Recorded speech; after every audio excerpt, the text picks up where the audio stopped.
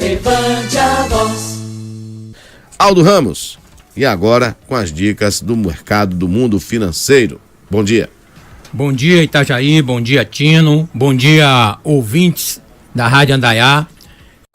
Nada como um momento propício é justamente esse, iniciando o ano, não é isso, Itajaí? Uhum. Então é isso que a gente já tem que pegar, sentar e fazer o planejamento. Em princípio, o que é que nós devemos fazer? O diagnóstico em relação às receitas e despesas de 2017. O que foi que fez com que você não atingisse os objetivos, as metas? Aí você faz uma auditoria, um pente fino de todas as suas receitas e despesas. Primeiro, o que é que nós devemos fazer? Classificar essas despesas. Você classifica as despesas em fixas e variáveis. Por quê? As despesas fixas, a gente já sabe que são fixas, a gente consegue controlar bem. Mas as despesas variáveis, essa é que gera situações que às vezes faz com que a gente perca o controle das contas. Em relação aos gastos, a gente tem que ter o quê? A prioridade, a gente tem que priorizar. Colocar, por exemplo, item 1, prioridade essencial. Item 2, prioridade em relação ao necessário.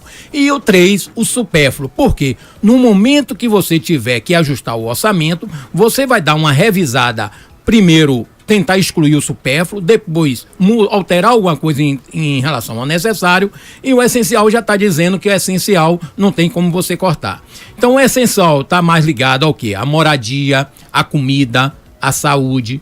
Em relação ao necessário, é o seguinte, o celular. Hoje, basicamente, o celular, a TV de assinatura, o próprio carro, a moto, acaba sendo necessário. Mas, em algumas situações de descontrole, você vai ter que dar uma revisada no necessário. Em relação ao supérfluo, a gente diz o quê? São roupas voltadas à área da estação, a roupa da moda.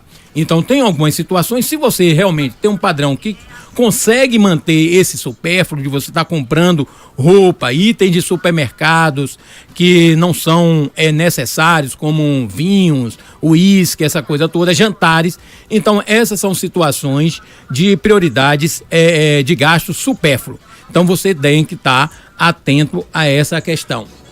Em relação e logo depois, a gente tem que ter, em média, aí, a gente reservar 35%, que esses 35% refere-se à conquista dos sonhos e a questão da reserva.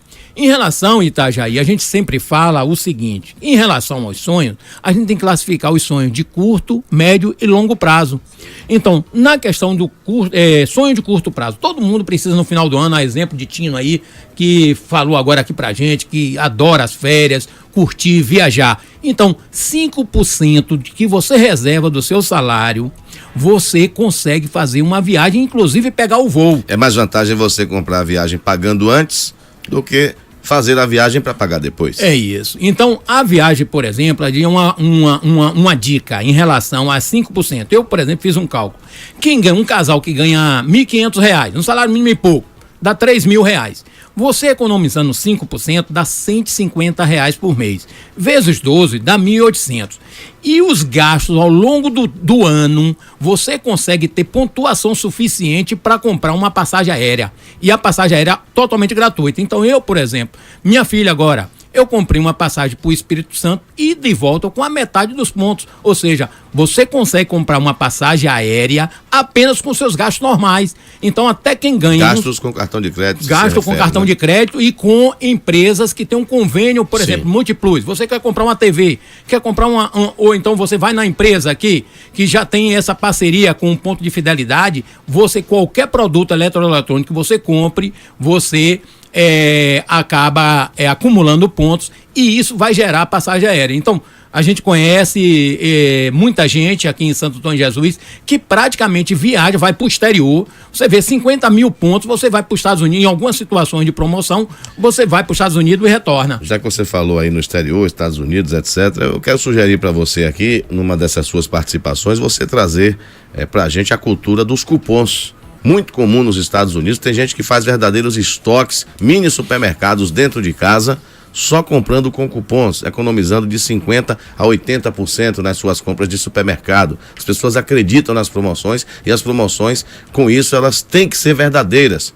porque já existiu algo parecido aqui no Brasil há algum tempo atrás. A gente sempre encontrava nas embalagens de produtos, olha, recorte aqui, ganhe X% no caixa, e as pessoas muitas vezes não se dão conta disso. Ainda existe, mas em pouca escala. Eu gostaria, Aldo, de deixar essa sugestão aqui para você trazer esse tema que, quem sabe, a gente consegue reviver essa cultura e tirar um proveito disso. Realmente a gente vê que em alguns países como Europa, Estados Unidos, existe essa cultura de você fazer a compra e guardar o ticket para na compra seguinte você ganhar esse desconto. É uma forma de fidelizar o cliente, e aí, só que nós não temos essa cultura. Muitas vezes as pessoas não acreditam que a promoção funciona. Verdade. Já tivemos esses momentos aqui. Itajaí, em relação ao sonho de médio prazo, a gente sempre pede para quê? Isso é uma base, uma média, né? A gente sabe que cada caso é um caso. Mas para os sonhos de médio prazo, que é a conquista de um carro, apartamento, casa, que vai de 10 a 20 anos, você reserva 15%. Em relação às operações de longo prazo, a gente sempre sugere a previdência privada. A gente sabe que aos 60, 65 anos, aí tem medicamento, questão de saúde, essa coisa toda, às vezes, o que você ganha, um salário mínimo, não é suficiente para bancar pelo menos essa questão hospitalar, saúde e tal. Então, é interessante que você reserve 5%. Então, eu fiz um cálculo aqui, por exemplo, 5% de 3 mil dá R$150. O plano de previdência, por exemplo, considerando uma rentabilidade, porque aí tem a questão do gestor. Uma rentabilidade de 0,5% gera 213 mil em 35 anos. E uma rentabilidade de 1% dá em torno de R$1 milhão. Itajaí, e agora vamos às dicas em relação a todas essas despesas que acontecem logo no início do ano e que a gente tem que fazer o planejamento. Então a gente vai a dica aí em relação ao IPTU, IPVA, mensalidade escolar, material escolar e o seguro automóvel. São despesas que a gente não coloca no nosso dia a dia e acaba atrapalhando o nosso orçamento. Então é bom que o ouvinte fique atento a respeito principalmente dessas despesas. Em relação ao IPTU, a gente diz o seguinte: eu fiz uma análise em relação ao IPTU do ano anterior, dá 20% de desconto. Então isso, 20% de desconto, equivale a 25% de desconto por fora. Então é o seguinte, qual foi o índice que deu de rentabilidade? A Bovespa, o risco altíssimo.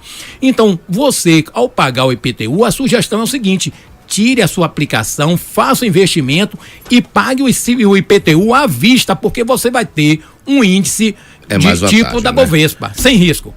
Quanto ao IPVA, a dica é o seguinte, 7 de fevereiro é a data limite para se obter 10% de desconto. Então aqui a gente sempre diz, os 10% equivale à aplicação do fundo multimercado. Então as aplicações, tá, Jair, os ativos, de uma forma geral, ela vai gerar menos de 5% de rentabilidade ao ano.